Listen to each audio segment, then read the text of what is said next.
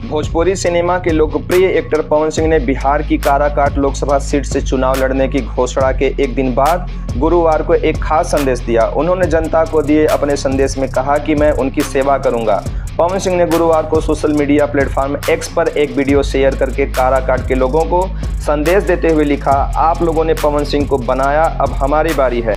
नमस्कार दोस्तों, मेरा नाम है देवेंद्र चौहान और पिछले दिनों जैसा कि आपने देखा, बिहार में काराकाट लोकसभा क्षेत्र से पवन सिंह ने चुनाव लड़ने का ऐलान कर दिया है। लेकिन वहां पर एनडीए के प्रत्याशी हैं उपेंद्र कुशवाहा और महागठबंधन से आते हैं भाकपा माले सीपीआई एमएल के राजा राम सिंह। ये दो लोग पहले से वहां से अपने अपने पार्टियों से चुनाव लड़ रहे हैं। उस बीच में अभी एंट्री हुई है पावर स्टार पवन सिंह। ऐसा माना जा रहा है कि पवन सिंह के काराकाट लोकसभा क्षेत्र में आने से वहां जितने लोग हैं, चाहे वो एनडीए के प्रत्याशी हो, चाहे वो महागठबंधन से आने वाले राजा राम सिंह हो, सारे लोगों की जो धड़कनें हैं वो तेज हो गई हैं। क्योंकि पवन सिंह एक ऐसे एक्टर हैं जो भोजपुरी क्षेत्र में या भोजपुरी इलाकों में सबसे ज़्यादा सुने जाने वाले अगर कोई स्टार है भोजपुरी में तो वो है पवन सिंह। और पवन सिंह का जो फैन फॉलोइंग है वो बहुत ज़्यादा है। और ये माना जा रहा है कि काराकाट जो लोकसभा क्षेत्र है वो आरा से काफ़ी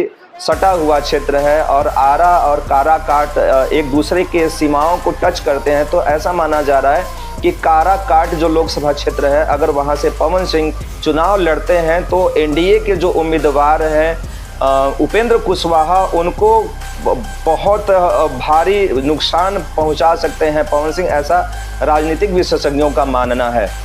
पवन सिंह ने अभी एक पोस्ट किया है अपने एक्स के हैंडल पर और उन्होंने लिखा है कि आप लोगों ने पवन सिंह को बनाया, अब हमारी बारी है आप लोगों की सेवा करूं। काराकाट की जनता के लिए जान हाजिर है। तो इस तरह से अपने सोशल मीडिया एक्स के प्लेटफॉर्म पर पवन सिंह ने एक पोस्ट साझा किया है लोगों से और उसमें एक छोटी सी वीडियो भी डाला है जिसमें जो पत्रकार होते हैं वो तमाम लोगों से, स्थानीय लोगों से बातचीत कर रहे हैं। हालांकि पवन सिंह की तरफ जो स्थानीय लोग हैं उनका जो थिंकिंग है वो पॉजिटिव थिंकिंग आ रहा है इस वीडियो में। और इसके अलावा जितना देखने को मिल रहा है कि पावर स्टार पवन सिंह की जो अपनी खुद की छवि है वो भोजपुरिया इलाके में खास और अच्छी छवि मानी जाती है पावर स्टार पवन सिंह की। लेकिन वहां पर जैसा कि देखा जा रहा है कि एनडीए ने अपना प्रत्याशी बनाया है उपेंद्र कुशवाहा को। उपेंद्र कुशवाहा पिछली सरकार में भी केंद्रीय मंत्री रहे हैं और उनकी अपनी खुद की पार्टी है राष्ट्रीय लोक मंच, तो वहाँ उसके वो प्रमुख भी हैं। तो इस तरह से उपेंद्र कुशवाहा का जो राजनीतिक जो समीकरण है वो ये है। और दूसरा सबसे बड़ी बात है कि काराकोट लोकसभा क्षेत्र पर जो कुशवाहा जातिगत समीकरण है वो सबसे ज़्यादा है। हालांकि यहाँ पे कुशवाहा बिरादरी का जो वोट संख्या है वो बहुत ज़्यादा है, लगभग 3 लाख के करीब। लेकिन यहीं पर सबसे बड़ी एक बात और हो जाती है कि उपेंद्र कुशवाहा, ठीक है कि उपेंद्र कुशवाहा कुशवाहा समाज से आते हैं, कोयरी बिरादरी से आते हैं, लेकिन इनको जो है टक्कर देने के लिए सीपीआई एमएल के जो प्रत्याशी हैं राजा राम सिंह कुशवाहा, वो भी इन्हीं के स्वजातीय बिरादरी से आते हैं। तो ऐसा माना जा रहा है कि 2 कुशवाहा, एक को एनडीए ने उतारा है और दूसरे को महागठबंधन ने उतारा है। तो इस तरह से 2 कुशवाहा अगर एक सीट से लड़ जाएंगे तो वहाँ पर जो कुशवाहा बिरादरी का वोट है वो 2 लोगों में बट जाएगा। तो इस तरह से पवन सिंह अगर वहाँ से चुनाव लड़ते हैं तो उनको फ़ायदा होगा, क्योंकि वहाँ पे जो सवर्ण बिरादरी का, जो सवर्ण कास्ट का वोट है वो भी बहुत ज़्यादा है। तकरीबन 2.5 से 3 लाख लोगों सवर्ण बिरादरी का वहाँ पे वोट संख्या माना जा रहा है। तकरीबन 1.25 लाख के लगभग तो राजपूतों की संख्या है जो वोट देते हैं। तो इस तरह से माना जा रहा है कि अगर अपने राजपूत वोटरों को और सवर्ण वोटरों को साधने में पवन सिंह कामयाब हो जाते हैं तो पवन सिंह की जीत वहां से सुनिश्चित हो जाती है। हालांकि अभी जीत के बारे में नहीं कहा जा सकता है कि आने वाले भविष्य में काराकाट लोकसभा क्षेत्र से कौन जीतेगा, लेकिन पावर स्टार पवन सिंह के काराकोट लोकसभा से अपना प्रत्याशी का नाम उम्मीदवार के तौर पर काराकोट लोकसभा क्षेत्र में बताने से ही वहां पे हड़कंप मच चुका है। हालांकि एनडीए के जो प्रत्याशी हैं उपेंद्र कुशवाहा, उनसे जब पत्रकारों ने सवाल किया पवन सिंह के नाम पे तो उन्होंने अपना पल्ला झाड़ लिया और कहा कि मैं तो साइंस का स्टूडेंट हूँ और आप हमसे कॉमर्स की बात पूछ रहे हैं। हालांकि उनका जो ये जवाब था वो किसी के समझ में नहीं आया, किसी के पल्ले नहीं पड़ा कि साइंस का स्टूडेंट हूँ और आप कॉमर्स का सवाल क्यों पूछ रहे हैं। बहरहाल ये तो उनकी अपनी थिंकिंग है कि पत्रकारों के सवालों से किस तरह से बचा जाए। हालांकि उपेंद्र कुशवाहा भी पवन सिंह का नाम जैसे ही आता है वो भी कन्नी काट लेते हैं। उनके सवालों का जवाब, पत्रकारों के सवालों का जवाब देना शायद उचित नहीं समझते हैं, लेकिन शायद वो भूल गए कि अगर वो कॉमर्स के स्टूडेंट हैं तो राजनीति में भी कहीं ना कहीं गणित का जरूर फिट बैठती है, तो बिना गणित की राजनीति तो नहीं चल सकती। बहरहाल ये उनकी अपनी राय है। तो इस तरह का जो मिला जुला रूप है काराकोट लोकसभा क्षेत्र का, वो इस तरह का मिला जुला रूप है और यहाँ से एक दमदार प्रत्याशी के तौर पर पवन सिंह उभरे हैं, ऐसा माना जा रहा है। और ऐसा सिर्फ मेरा नहीं मानना है, यहाँ ऐसा तमाम लोगों का मानना है कि अगर काराकोट लोकसभा क्षेत्र से पवन सिंह उतरते हैं चुनाव मैदान में, तो चाहे वो एनडीए का प्रत्याशी हो, चाहे वो महागठबंधन का प्रत्याशी हो, उनको टक्कर तो जरूर मिलेगी और हो न हो पवन सिंह जो है यहाँ से जीत हासिल कर ले।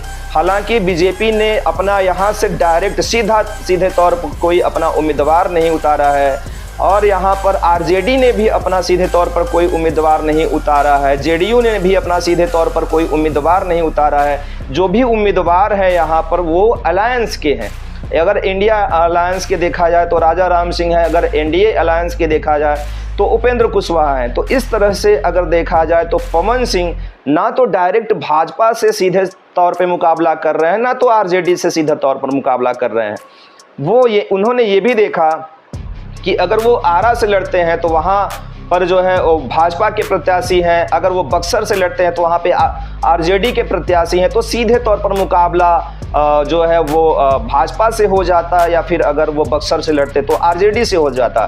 तो इस तरह से पवन सिंह ने इन दोनों सीटों को छोड़ करके अपने जन्मभूमि आरा से सटा हुआ लोकसभा क्षेत्र काराकाट, हालांकि काराकाट जो है 2008 में एक परिसीमन के दौरान काराकाट का लोकसभा जो है वो बना था और 2009 में वहाँ आम चुनाव होते हैं।